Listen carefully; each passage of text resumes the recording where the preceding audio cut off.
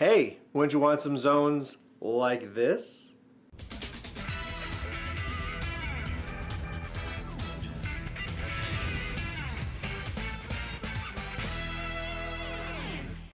Hey there guys, this is me, Malorian, and this is going to be a hobby hack. And what I mean by that is that this is something you can do yourself to greatly improve your own hobby. Now, this is going to be all around mainly the zones we use in Warmachine. We have our circle ones, our rectangle ones. If you go back further in time, we had different sizes, but right now there's just the one type of size right now. And there's a lot of different people out there that will provide zones for you. You can make them yourself out of paper. You could, cut them out of some sort of shape or something like that to get what you want. But of course, there's always the ones out there you can buy as well. And it's always really nice to have some awesome looking zones to have in the middle of the table so that when you're playing, you're fighting over something that's a little bit more fancier and fun that kind of mixes in with everything else. It's just kind of like going around with the same thing where it's nice to paint your models, it's nice to fight over something that actually looks like it's worth fighting over. And so what we're going to be talking about today is how to make zones like this.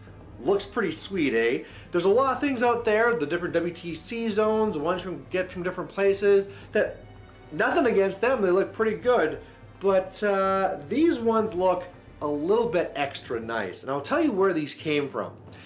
So then I started trying to figure out where I was going to be getting more of these mats so that when I run my own events, either at my house or, large or big tournaments, I wanted to have more nice ones, but I'm not exactly rich, so I couldn't just go and just buy all these ones online. One of the things that I thought about is that you can actually find people that will sell you the mats, and you can go out there and you can actually try and find ways of setting up the art, ordering them as like a full 4x4 mat, and then cutting them out. The problem with that is actually the art. You can go online and you can find some pretty cool art, but when you're blowing it up to that size to be a 4x4, it's really difficult to find something that's that high of a quality that's going to be keeping that resolution when you go and jump up to that 4x4 mat. There's of course also the issue that you'll be stealing art from other people, so that's another issue right there. And so for a while I was actually just going to give up on it. I was like, well, whatever. Every single year when the WTC has the zones they're going to be selling, I'll go to support my own local team, Go Canada, and I'll buy a set of zones from them. And basically after 20 years, I'll have all the zones I need. Well, I got a few complaints about how my zones that I have that are cardboard, all the old ones I had, were probably not the best ones to be using in a competitive nature, and so I wanted to find something right away. And luckily the idea came to me when I was playing Magic the Gathering, because Magic the Gathering play on these nice big mats. And one of the biggest things that is a real draw to Magic the Gathering is the art. You look at these cards and there's beautiful dragons and all these other creatures and things like that, and that same art can be found on these mats. If you want something that has whatever creature, it probably exists out there. And the other nice thing is that there's a lot of these extra mats out there. There's all these Magic players that have been playing over the years, and they might have bought one 5 years ago, but they have a new favorite now. Or even if they go and they might win some of these at events, it's like, well, I won this, but I have no real intention to use it. And so what I started wondering is if I can actually go out there and find these people and say like, hey, you're not using them, I have something I can do with them, would you sell them for X dollars? And it was a big, huge success. I already got 10 mats, went through them. These are fantastic. I use them all over. And now I'm going to be going and sharing this process with you, taking this mat here and showing you how to turn this into a beautiful zone that you can use in your own place. Now, I think the very first thing that you want to start with is the fact that you want to be using something as exact as possible. If you just have nothing and you're coming into this first and just saying, you know what, I'm not going to start with anything else. Malorian says I should go out and get some Magic mats and that's how I'm going to make my zones. You're probably going to have some issues with accuracy, because if you want to get those perfect circles, unless you got some really great tools from something else, you probably don't have that. So what I decided to use as a reference is the WTC zones. These are the ones I have bought to support my own, WC team from our own country here. And These ones are already made by a manufacturer that's going to make sure that these are as accurate as possible. So now I can take these, I can put this template on the mat, and I can go and draw these out. And the best thing is it's actually 2 feet across, so I can get 2 of these in one mat. So unfortunately the mats aren't exactly 2 feet across, they're just a little bit short, like a centimeter short, and because of that you can't actually get two full circle zones in there, and you're actually going to need to break this up. I was at first very disappointed about this, but then I realized that's not actually the worst thing, because normally what you'll see with these Magic the Gathering mats is central art. So art, which is really based on the, as I cover my face for a second, art that's really based on the middle of the mat. So really, if I was to take that mat and then put 2 circles, one on either side, well, I'd be losing a bunch in the center anyway, and the portions that are on either side of the mat are really just kind of half of it. So it's really not that bad going and using just the center circle. Now that would give you just one zone, which kind of sucks, but what we can also do is shift it to the side, or sometimes even just by having it right in the middle, and you still have room on the side to be setting in one of those 6 by 12 inch rectangular zones. So now I'm going to kind of go and show in this one how I'd space this one out, and then I'm going to start marking it down. As you saw, it was a little bit problematic. There's a few things on the mat you have to work around, but I actually specifically picked a mat that was going to be the most problematic just to kind of show you what that looked like. A lot of the mats that you see out there will be just plain and open, just art, nothing to work around. The one that I showed down here, it had a little box on one side for where the deck or the commander could go, and then you also have those little circles at the top. So something where it's a little bit of an annoyance, but again, not the worst. And really, once we cut these things out, you're barely going to notice those at all. The rectangle then, once you figure out where you want that circle to be, well, let's go somewhere to the side. And again, it's probably not going to be the most beautiful of things, you know, there's not going to be a central arch or anything like that.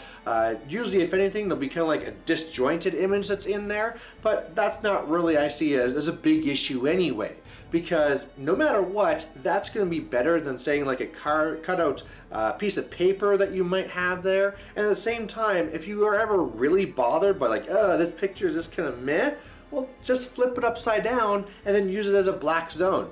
Win-win. So the next step we're going to go and do now is actually going to go and actually trace it out. So I'm going to take a marker, I'm going to go and trace around, and the big things that you want to make sure while doing this is that first of all, these are mats that can go and kind of like stretch, and so you want to be very careful that while you're doing that, you're not stretching whatever you might be resting on, and that you're not pushing in too hard with the marker where it might be squishing in the mat. Again, accuracy is going to be key, and if anything, it's better to kind of err on the side of caution and go a little bit further out and then go in closer as you go, as opposed to being like, oh, now I went in and I got a big ugly line, they'll be on my zone forever. As well, when you do that, notice that a lot of times when you have a pencil coming down or a marker or whatever, the part that you're marking with is a little bit more central than to the width of the actual device, and so your line is going to be a little bit further out. So whether you're angling in or however you're going to be correcting for that, do keep that in mind. As well, once we start cutting later, you're going to want to make sure to go inside the inside of the line to make sure you're not going just a little bit wider. Again, we're trying to keep this as accurate as possible, so let's go do it.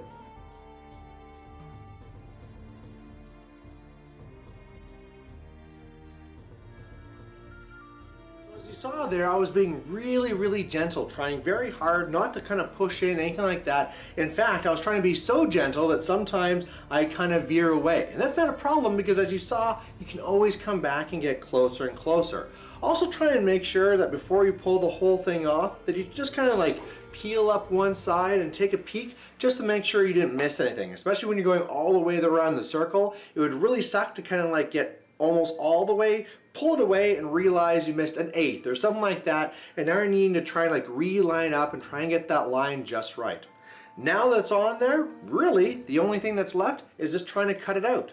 And whatever you want to do with that, just make sure that you have some good quality scissors. They don't have to be like the super fancy or anything like that. As long as they're sharp and they're easy to manage, you can slowly cut your way through. And again, when you're trying to do this, err on the side of caution. It's much better to have to go back in and have to cut off a little bit more than cutting on too far and realizing, well, that zone's screwed forever. So get that, cut them out now, and I guess the only other thing I want to mention with that is just trying to be smooth. If you're a person with shaky hands, maybe have somebody else do this here because you want those cuts to be as smooth as possible. So let's go do it.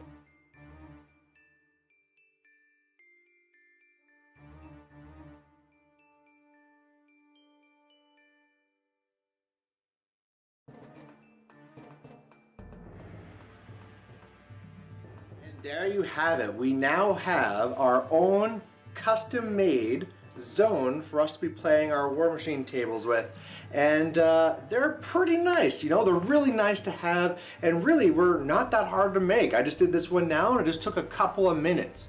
Now, I guess two things that you might want to think about now is also just the fact that some of these mats, when you get them, because usually Magic players will roll them up, well, they might actually still be having a little bit of a curve to them, especially more to the edges of the mats. If you're experiencing this with your zones, so that after you cut them out, they're wanting to curl, the best way to try and counter that is either put something heavy on it for a while, for a few days, to try and get it more used and set to this new flat state, or this other way you can do it is just roll it the other way. So if my mat here is wanting to curl basically toward the inside of the picture, I wanted to curl it the other way, and that's going to kind of undo that damage to the mat so that when you lay it down on the table, it's not going to curl up on you.